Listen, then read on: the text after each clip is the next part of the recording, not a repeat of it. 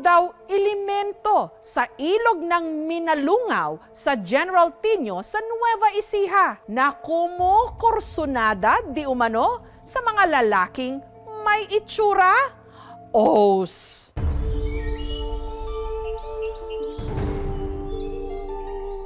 Nagtataasang limestone formations. Mayayabong na mga puno at kalmadong tubig.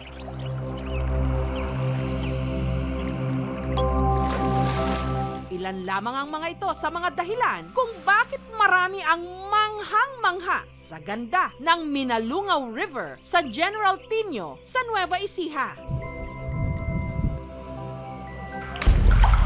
Pero ang ganda ng ilog, di umano, nababalot din ng misteryo.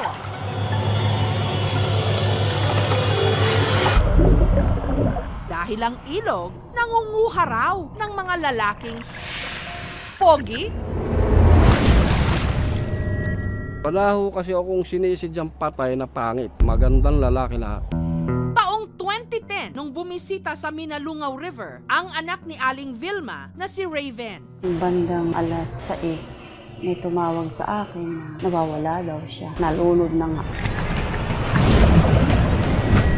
Magdamag yun, doon kami nag-antay mga sa kinabukasan na lang.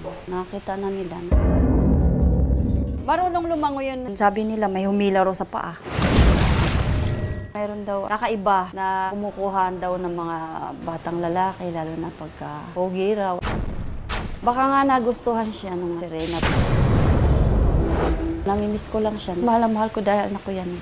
Nabalitaan na ng magbabarkadang Louie, Carlo, Marlon at Noel ang tungkol sa ilog na di manoy nangunguha ng pogi. Napapagkukwentuhan nila na mga kinukuha daw yung mga pogi. Nandun ba kayo? Nag-aabang kayo? Ay opo, syempre nag-aabang kami. Ano mga gwapo, syempre. Yung lolo ng isang kasama namin, narinig niya kami na gusto namin pumunta sa Minalungaw. Nung narinig niya yun, in-approach niya kami, wag na daw kami pumunta doon. Marami daw mga kababalaghan na nangyayari doon. Kumukuha daw yon every year. Pero hindi ito naging dahilan para hindi nila ituloy ang kanilang outing. Pagdating daw sa lugar, kung ano-ano pa rin ang pumasok sa kanilang mga isipan. Nag-overthink talaga kami in such a way na baka yung mga maligno doon, sinusubaybayan talaga kami. And then one of us, pwedeng kunin nila. Takot na takot talaga ako. Pero sa kanilang lahat, si Marlon daw ang may tinatawag na third eye.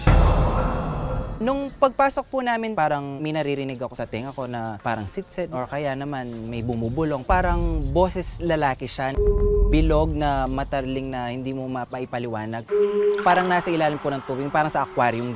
Yung parang gumaganon po sa tenga ko na parang sinasabi, huwag kayong pupunta dun sa mga malalalim na part ng tubig. Maya-maya lang, Si Noel po, parang maganda yung view. Pinictures ko na siya. hanggang nagulat sila sa kanilang nalitratuhan. Pag uwi namin, doon namin nakita na there's something creepy doon sa picture ko na solo. Titigan pong mabuti ang litratong ito.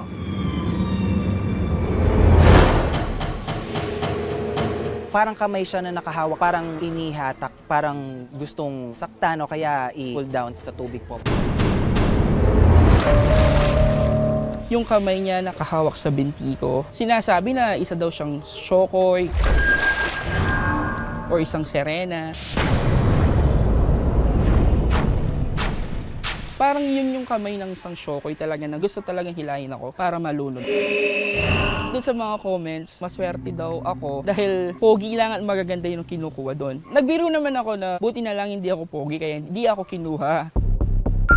Upon seeing the picture, dun talaga uminit yung pakiramdam ko. Naka-experience rin ako ng mga sleep paralysis. May parang dumadagan sa dibdib ko at parang sinasakal ako.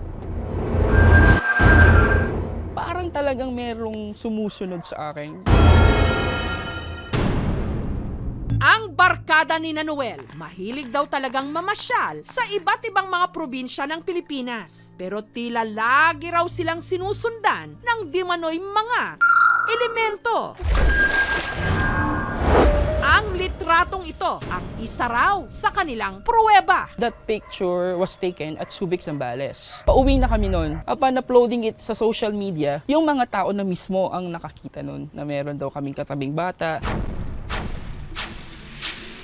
Di rin namin napansin na meron kaming nakuha na isang bata dun sa likod ng bus. Kaming apat na nakaupo dun, hindi na nga kami magkakasya. What more kung meron pang sisiksik na isang bata. Nung pumasyal naman sila sa Minalungaw River, ang ilog na ayon sa mga kwento-kwento, nangunguha raw ng pogi. Ito naman daw ang nakunan nilang litrato. Yung kamay niya nakahawak sa binti ko. Sinasabi na isa daw siyang Shokoy or isang Serena. Yung mga legends na to, hindi natin maaalis kasi culture kasi yon ng tao. Pero malayo dun sa katotohanan na merong kumuhang sirena o merong kumuhang maligno. Lahat ng mga nagkakaroon ng aksidente, may pattern din kasi, mga outsiders. Since hindi nila alam yung pattern ng water, napupunta sila dun sa malalim na area. Kaya bigla na lang nawawala. May mga safety measures naman talagang ginagawa doon. Tapos may mga warning. Bawal uminom habang nandun. For the past 2 years, wala naman ng mga insidente. Totoo yung nalulunod, pero yung nangunguha hindi po totoo. Kasi wala naman kaming nakikita. Talaga yung nalulunod ho talaga yung lasing. Samantala, ipinasuri namin ang litrato sa isang eksperto. Medyo nakakatas ng balahibo, gawa ng biglang merong kamay or paa ba doon sa kanyang paa mismo. Sinuri ko. Doon ko napagtanto na ito'y Para malaman na rin ni Noel ang sagot sa pamagitan ng Zoom, pinagharap namin sila. chinek ko siya. Maaring, kasi di ba may katabing bato? Opo. Pwede itong shadow or pwede ring inedit siya, tinakpan or pinatong. Gumamit po ako ng JPEG Snop na software. Doon napansin ko na yung camera hindi niya masabi. Date kung kailan shoot. Lahat ng kailangan kong material na magpapatunay na original tong picture na to ay wala. Then sa kahuli-hulihan, yung assessment nito ay process siya, then edited yung sinasabi nung application na ginamit natin. Since galing sa Facebook, paliliitin niya talaga para magkasya. Pag pinaliit mong file, sasabog talaga siya. Kung ano po yung na-capture na photo, yun lang talaga yung in-upload namin sa Facebook. Kung mabigyan niyo po ka talaga, sir, ng original at pag sinom ko rito at meron pa akong nakitang detalye, ay pwede ko namang baguhin yung aking statement sa ngayon. Nawala lang po talaga yung phone namin. Iba na yung phone na gamit namin ngayon. Kaya hindi po namin talaga ma-isasend sa inyo yung raw photo. Dun sa nagsasabing edit siya, masasabi ko lang is, I will not sacrifice my profession as a teacher just to draw attention to the netizen. Editing or altering picture is not my cup of tea. Hindi ko po talaga gawain yung mga ganun. It will have a negative impact para po sa akin yun. Kaya nga, sinasabi ko po siya sa inyo na hindi po siya talaga edited. Wala talaga kami ginawa dun sa photo na yun. Hindi po namin kailangan magpasikat. Tayo na po yung balang humusga. Basta kami naninindigan na hindi yon edited. Para bang nakagawian na ang mga magagandang lugar may kwento rin ng kababalaghan. Totoo man o gawa-gawa lang, may isang bagay na hindi dapat ipagsawalang bahala lang. Ang ating kapaligiran at kalikasan dapat lang igalang. Thank you for watching, mga kapuso. Kung nagustuhan niyo po ang videong ito, subscribe na sa GMA Public Affairs YouTube channel. And don't forget to hit the bell button for our latest updates.